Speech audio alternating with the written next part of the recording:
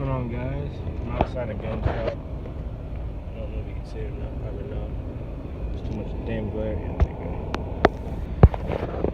go. And I bought a converter box. This is how to make money off GameStop. I bought an AC adapter for an Xbox. Okay. And I got it for like 16 bucks online. And took it into GameStop. And they gave me like 20.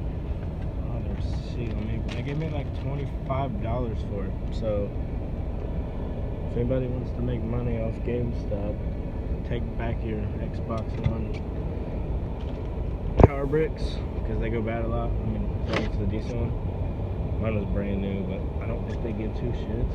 And they give you, or they give you $30 store credit. So if you find them at swap meets or anything like that, take them back and you get your money. So most I've ever got from anything from GameStop for an Xbox or anything like that. It's crazy. So yeah, figured I would just throw you guys that out and give you the lowdown, because GameStop really sucks dick whenever it comes to getting money for anything. So yeah, you guys hope you guys take this advice, and if you find a bunch, you could probably make how you take back 3 of them, you can get a brand new game. I mean, that's pretty dope, and I know they're a little hard to find, but regardless, yeah.